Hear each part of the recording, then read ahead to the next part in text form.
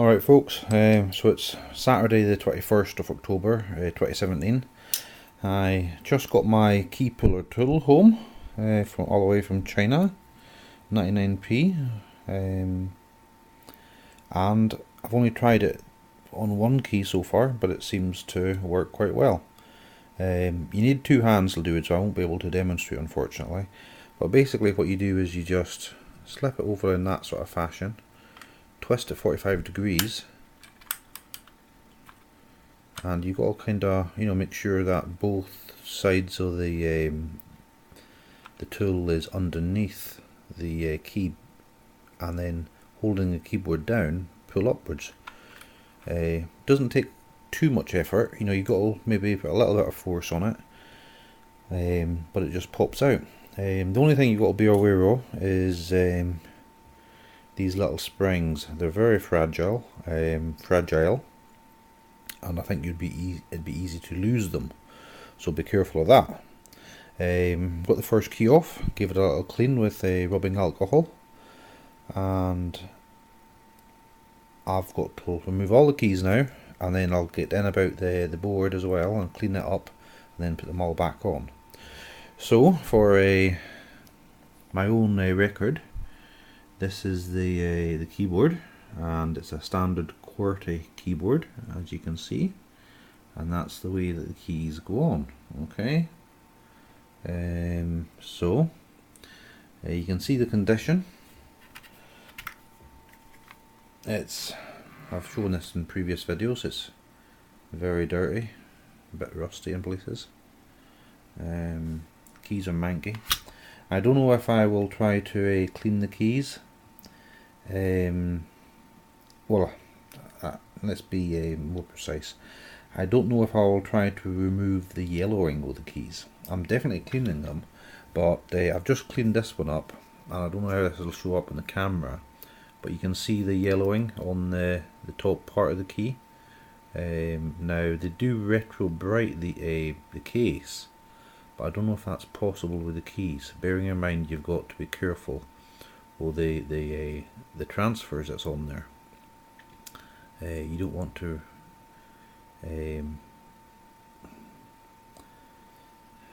take that off with acid or maybe some abrasive. You'll need to leave that on there. So how do you clean that up without damaging the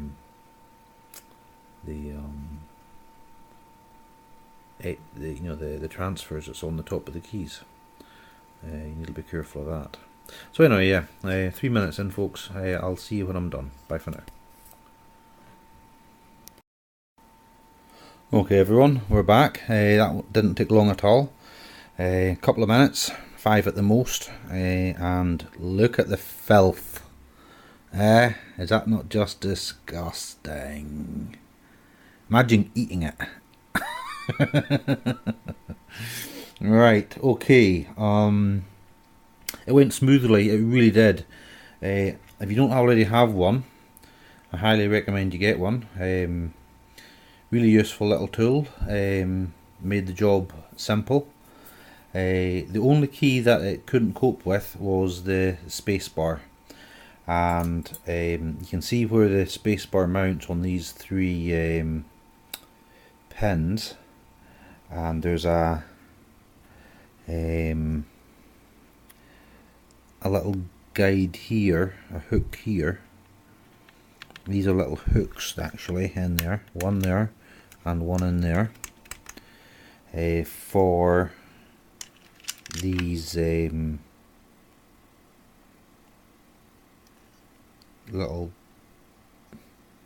this little thing, yeah, there's 2 of them.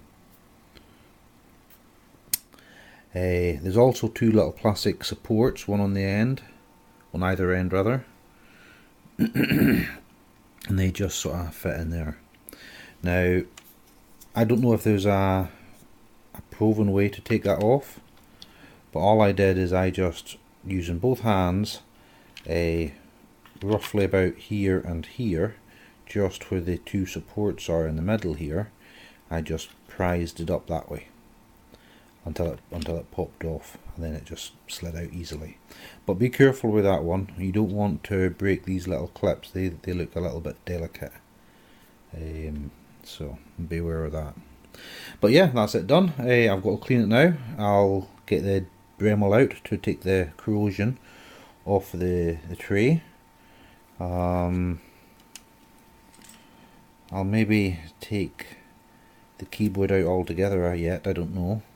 But I'll give this side a clean first, and I'll be back in a bit. Bye for now.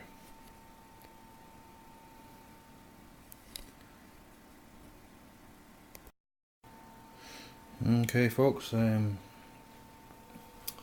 video. This is the remnants of the keyboard of the Amiga 600. I got my key removing tool, which I mentioned in another video. That's proven to be a very good way to remove the keys. You can do it without it, you can do it with little screwdrivers, but that there is much more practical, simpler, easier, faster, with less likelihood to damage it. And at 99p it's a must have for the computer toolkit. It takes a little bit of time to come from China, but you know, I wasn't in any rush. Right, so one of my problems is this flexible ribbon cable, these micro thin translucent ones. It's got some wear and damage on it.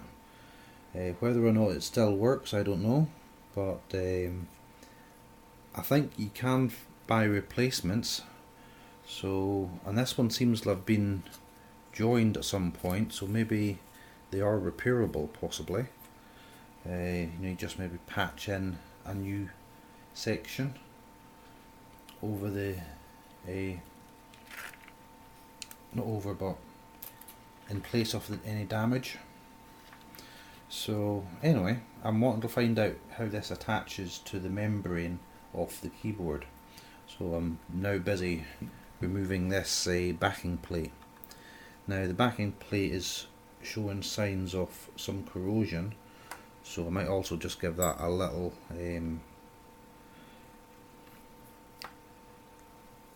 clean while I'm at it.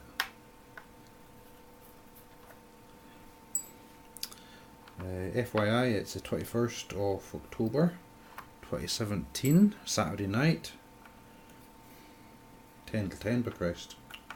I don't know where today went to. I got a migraine earlier, so I went to my bed for a few hours and the day just kind of slipped by me. Haven't really achieved anything today apart from cleaning all the keys. I only got the key removal tool today, so I just decided to get on with it. Just one less job to do. I still have to do something about all these springs. I don't know if you can see that there, but I've got a whole heap of these little springs that go behind the keyboard or the keys. Now that one looks fine, but there are some that are showing signs of rust. So I need to clean them up somehow and put them back into use.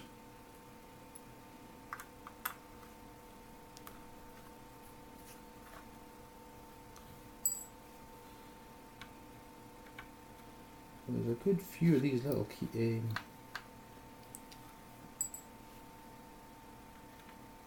screws keeping everything in place. The Amiga was certainly a well enough built little machine back in its day. I wonder how they did these in the actual factory that it was built. This keyboard was made out in Malaysia. Was it an automated thing, or did they just have somebody that was very fast with the screwdriver.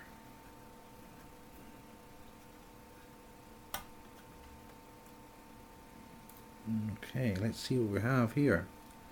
The moment of truth.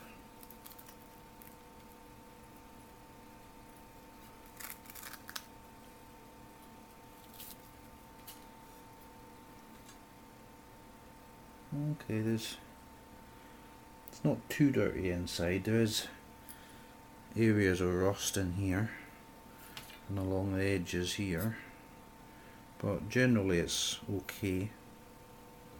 Could do with a little clean. Now this is the membrane, and no, it's all one bloody sheet, isn't it?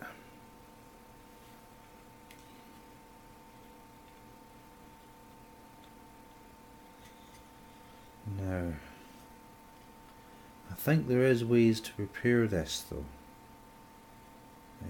but there are points here that are quite dirty, so I'm glad I've taken it apart. Now my worry is, I don't know if you can see that, but there's damage here. I think 2 tracks may be scratched out, or certainly exposed. It's hard to see without a magnifying glass, and it's not down here. That, well, I can't use it right now. But I think that these are available, replacements for these. So I'll maybe investigate getting a new one. Because I don't like how this is joined here.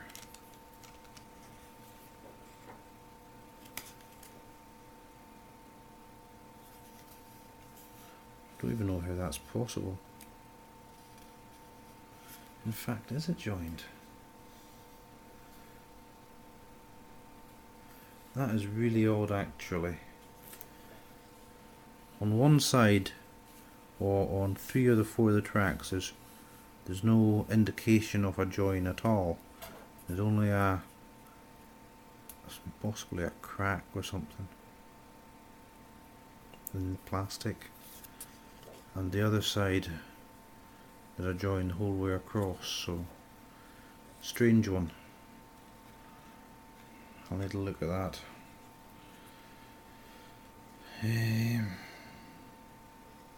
Right, okay. I think I'll leave it at that, folks. I've got a little bit of cleaning to do, and not a whole lot, but I've got to be careful, so I'll turn the camera off for now because this will take a bit of time.